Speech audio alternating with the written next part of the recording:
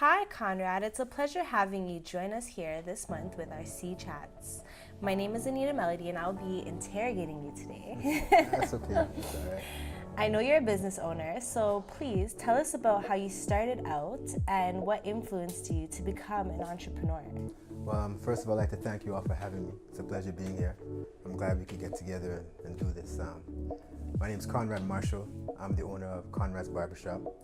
Right now we have two locations. We have a location in Scarborough, in the Lawrence and McCowan area.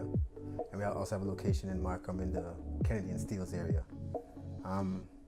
My father is actually the original Conrad. He opened up the first and still existing black barbershop in Scarborough in 1975. I stayed there till about 1985 and ended up selling a franchise to a friend. And he then moved to the Midland and Finch area. And that's where I started, like in 1987. So I worked alongside him from 1987 to about 1998, and I branched off my own. I then opened a location in the Warden and Eglinton area. Stayed there for about, say, 4 or 5 years. From there, we moved to Lawrence and McCowan, where we are right now, in about 2004. And then after that, 2010, we opened our second location in Markham. Wow, it sounds like you guys have quite the history in the barbershop game. We do. So, may I ask, can you describe from your own experience, what's it like being a black business owner in Toronto? Well, one thing about me as a black man, I love myself, so I love everything about me. So I love from the last hair on my head to my last toenail, the tip of my toenail. I really do love myself. You know, I love the color of my skin. I love my people. I love my heritage and my culture. So being a black owner in Toronto has been great. You know, I have no problem. I've never had any issues of being a black owner, a businessman in Toronto. All the experience has been good so far, so I give thanks for that.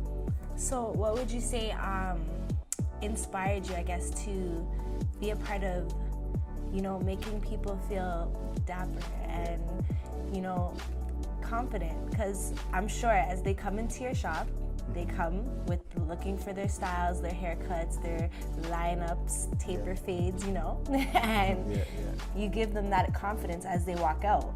Yeah. Well, the reason for me really cutting is from my father. I wasn't too sure what I wanted to do, but he said, well, why don't you try this? You know, it's a good trade to get into. So I don't know if he wanted me to get into it for he's seen the potential he might have for me, or if he wanted to keep the name going on after him. So I decided to do that. But it's true what you're saying about when you fix guys up, you take your time, take care of them. It's not only the cut, but it's the feeling that you get when they get out the chair. You know, a lot of guys come to the shop and maybe they had a day wasn't so good, but when they come in the shop and they get a haircut and they sit down in the chair, it's hard to believe that something, or some people might say as simple as a haircut, could change your whole outlook. Once you look in the mirror and you like how you look and you get up. So yeah. Okay, so may I ask also, what are some challenges you faced through the years trying to run and maintain a successful business? Well, you know, in life there's challenges, but just recently I've been training myself to not see a challenge as a negative thing, but to see it as a positive thing, to actually embrace the challenge and deal with it and see it as a learning experience, because you can't run away from challenges when it comes to business, because you might face the same challenge again. So I've been learning to deal with challenges up front and deal with them. Like I said, make it a learning process, see it as a positive thing, and make it work for me. Well, I'm sure you have to be very disciplined in the barbershop industry, right? Yes, because I'm sure there's a lot of politics that come along with that, whether it's people moving around in your chair, you know, it being the social networking place in its own way sometimes. So let me ask you, how do you handle some of those things? Can you tell me a bit of your pet peeves, a little bit, like touch a bit on the politics, Well, you know? I guess you could call those pet peeves like small challenges we have. There's nothing major, you know? Like at the end of the day, barbers will sit down, and me and the barber sit down and actually laugh and talk about things that happen in the day, different incidents, but it's nothing really that nothing against the client but these are things that actually happen. People we know, people we're friends with, you know. For instance, somebody might be in the chair and the mirror is here, and you turn the chair and their head is actually turning. You turn them and their head is actually staying where the mirror is. So just stuff like that, you know. Yeah. It's interesting. So what about when you're dealing with children in the chair, even, for example? Because I'm sure sometimes children can be hard to cut, you know, even you might have a few adults that are like that. Oh yeah, we have. You know, the antiness, the moves. Yes. Yeah, well, you know, children sometimes the first cut or, you know, they're a little scared and stuff like that. So that's expected, but even have some big men who move more than the children. You'd be surprised, you know, so there's a balance. Okay. So even speaking on children, how do you plan in future to influence and make, I guess, a mentorship program? Like, or do you plan? Yeah, well, I should say. Yeah. Well, that's something I've been thinking about a lot lately, is developing a program that could help young people get into hairstyling or barbering if they want. Setting up a program with the different steps you have to go through to becoming an apprentice, to how many hours you have to do, and there's also different government programs that actually aid you and help you through the process, send you to school and pay for most of the school and different things like that people might not know about. I'll be able to guide them through. Or even if it's just business, if they have any questions and they want to ask, or as much as I can share with them. So if anybody wants to get in touch with me, they can always call me. I think we'll definitely have some of your information available for them to contact you, even in regards to these mentorship programs, as well as, you know, getting a cut. But you briefly mentioned hairstyling, so I wanted to ask real quickly, because I have been to one of your locations and I do know that they have a hairstylist in the back. Is that a collaboration with your business, and are you looking to have that within multiple franchise, kind of like a one-stop shop in hair, like, you know, so both male and female can attend your shop? Because although some females do go for cuts, you know, that like with the hairstyling, it does leave even the option for when men want braids, you know, and so is that also going to be a part of your franchise as you branch off? Definitely in the future, we're going to keep it that way, both male and female, definitely. Once again, the balance, male and female, so it's important. So yes, definitely, that's one of the plans in the future. Okay. Maintain. Sounds dope. Can't wait. So, may I ask also, why did you begin opening a second store? Well, a few reasons. I always want to expand and open more locations.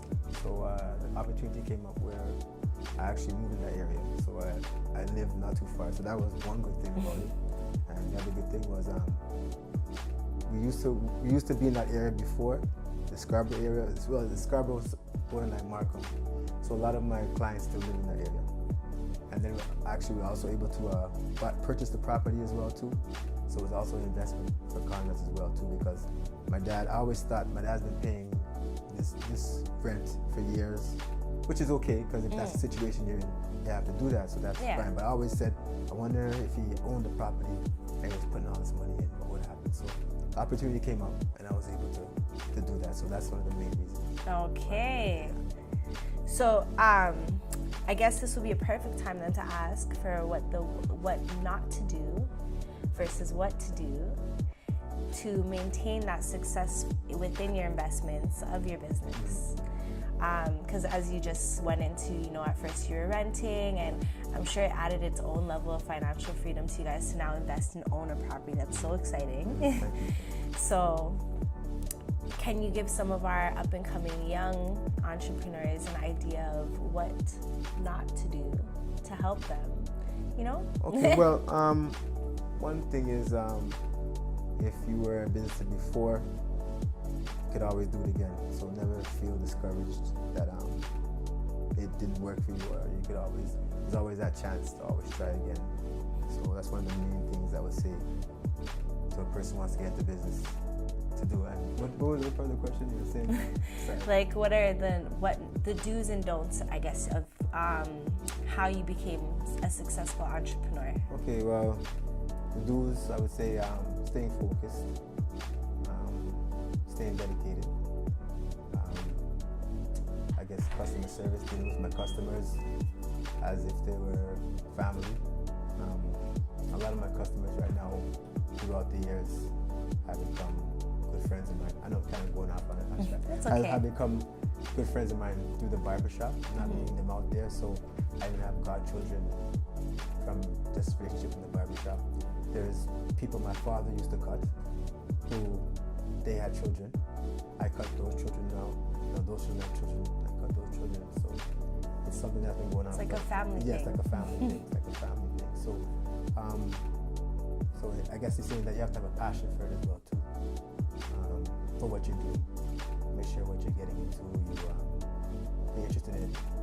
Do as much research on whatever you want to get into. Make sure it's something you're interested in. That when you wake up in the morning, you go in there to not just to work, but you have a passion for it. You're looking forward to the day. So when you touch into clientele becoming like family, now how do you deal with certain conflicts? For example, when people want to complain of pricing and stuff like that, because I'm sure situations like that arise, even like parents asking why a child's haircut's so much, tip or not to tip. How do you such encounters? Well, they have people who tips, people who don't tip. I don't really try to get into that too much. Anything I get from the client, I would appreciate it. I give thanks for whatever. And you said something else. What else was the other one? When parents ask why a child's haircut so much. Well, that's one thing. Our prices, since my dad opened the shop in 1975 till now, the price is probably kind of $15. So it hasn't changed much. So we haven't had much complaints about the price. We just recently had a price increase where we left the children and seniors the same and just raised the young adults. And we had a little bit of complaints here and there, but nothing really major that people the next 2 times they were okay. Minor grievances, but as you said, the customer service is key, right? Yes, definitely. So, so would you have any advice for any youth on starting their own business? Starting up, once again, research and putting together a plan before you start anything. Putting together a plan and putting the cost and stuff together. Like when I first started my first location, there was something I had to do. The paint, the tiling, and it may not be an actual location, but whatever you're doing, you put together a plan for what you need, the basics first, before you even do anything. You add the numbers, see where you could get the finances from, or if you have some finances saved, you can get help, and put it together and start from there. Okay. And then get a mentor, get good advice, someone can help you along the way. Bless. Well, I think we heard it here first. CEE Chats, Conrad's is planning to open a mentorship program, opening a 3rd location. He's like family, the place to be, guys. So, thank you so much for joining us on our CEE Chats this month. My pleasure.